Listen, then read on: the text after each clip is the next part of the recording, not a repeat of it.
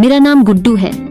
मैं पुणे का रहने वाला हूँ। मैंने जब से सेक्स के बारे में जाना है तब से मुझे इन भाभी को चोदने की इच्छा थी, पर सेटिंग ही नहीं बन पा रही थी।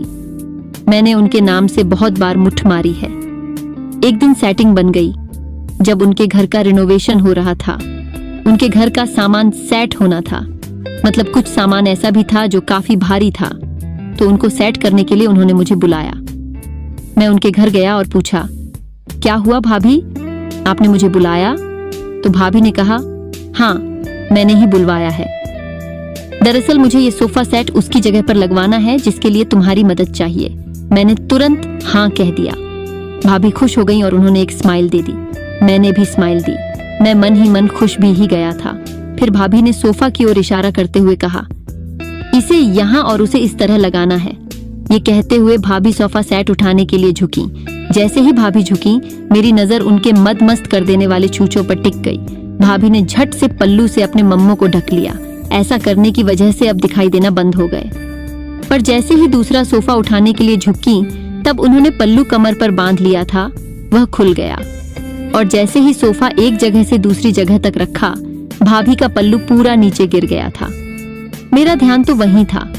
जैसे ही भाभी की नजर मुझ पर गई, उन्होंने सोफा छोड़ ढू दिया, जिसकी वजह से मेरा संतुलन बिगड़ गया और सोफा मेरे पैरों पर गिर गया, जिसकी वजह से मुझे चोट लग गई।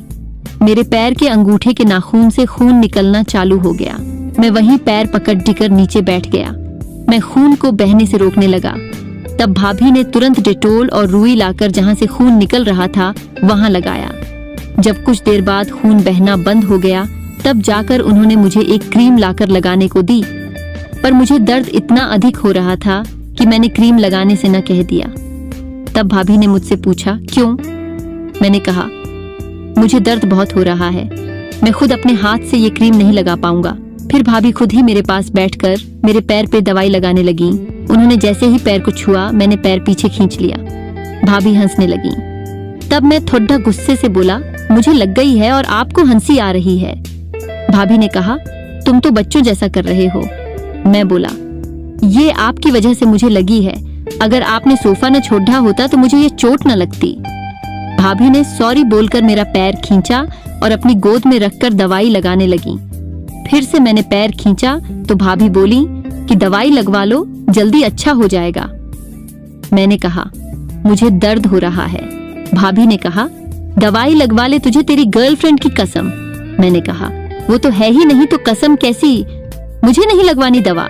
भाभी बोली, ये तो हो ही नहीं सकता, तू रोज फोन पे बातें और चैटिंग करता है, वो कौन है? मैं बोला, वो तो मेरे फ्रेंड्स हैं। मेरे फ्रेंड्स इतने ज्यादा हैं कि कोई ना कोई फोन या मैसेज करता ही रहता है।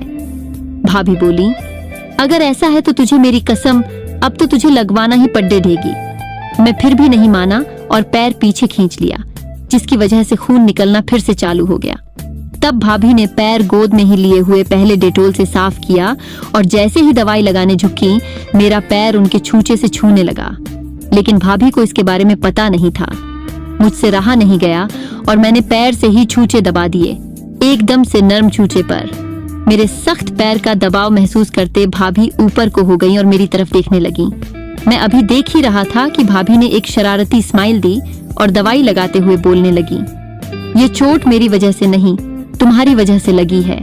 मैंने तुरंत ही बोला, मेरी वजह से कैसे? भाभी बोली, तुम मुझे कैसे देख रहे थे जब मेरा पल्लू नीचे गिरा था? इसी बात पर तो मुझे शर्म आ गई थी।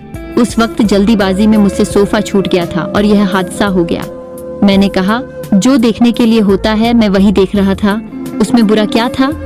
तब भाभी बोली, अच्छा तो तुम्हारी मम्मी को बोलना पड़ेगा। मैं बोला, हाँ बोल दो ना। भाभी मेरी बात को काटते हुए बोली, मैं चाय बनाकर लाती हूँ। वो वहां से अपनी गांड मटकाते हुए रसोई में चली गई। कुछ समय बाद मैं भी लंगड़ाते हुए रसोई में आ गया। भाभी मेरी आहट सुनकर मुझसे बोलने लगी, क्यों इधर आ रहे हो? दर्द नहीं हो रहा? मेरे दिमाग में शरारत सूझी और मैं भाभी के पास जाते ही गिरने की एक्टिंग करने लगा। मैं भाभी पर गिरा और अपने हाथ भाभी के छूंचों पर ही रख दिए। क्या बताऊं यार, बहुत मजा आया था। उस वक्त मैंने भाभी के मम्मों को दबा भी दिया था। मेरे वजन से भाभी भी अपना संतुलन खो बैठी और हम दोनों नीचे बैठ गए। भाभी गुस्से से बोली, क्या जरूरत भी यहाँ आने की? भाभी जल्दी से खड़ी ही होकर फिर से चाय बनाने लगी। भाभी के मम्मों के स्पर्श से मेरा तो लंड पूरा टाइट हो गया था। मैं भाभी को पीछे से देखकर यही सोच रहा था कि भाभी को ऐसे ही गोद में बिठाकर चोट डालूं, पर खुद पर संयम किया। इधर भाभी ने चाय बना ली, फिर भाभी मुझे सहारा देकर रूम में ले गई और बिठा दिया। उसी बीच भाभी का हाथ मेरे लंड से टकराया तो लंड ने एक तुनकी सी मार दी, जिससे भाभी हंसने लगी। मैं पानी पानी हो गया। फिर भाभी चाय लेकर आई और मेरे बगल में बैठकर बातें करने लगी। मैंने देखा कि अब उनकी नजर बार बार मेरे पेंट के उभार की तरफ ही जा रही थी। मैं भी उनको देख ही रहा था और मन ही मन उनके साथ सेक्स के ख्यालों में डूबा हुआ था। फिर अचानक ही उन्होंने मुझसे सवाल किया, तुम्हें कैसी लड़की पसंद है? मैं भाभी की बात को सुनकर चौंक गया। मैंने थोड़ा सोचा कि चांस अच्छा है तो मैंने कहा, आप जैसी। भाभी हंसने लगी और बोली, मेरी जैसी क्यों? मैंने कहा, आप बेहद खूबसूरत हो और आप मुझे अच्छी भी लगती हो।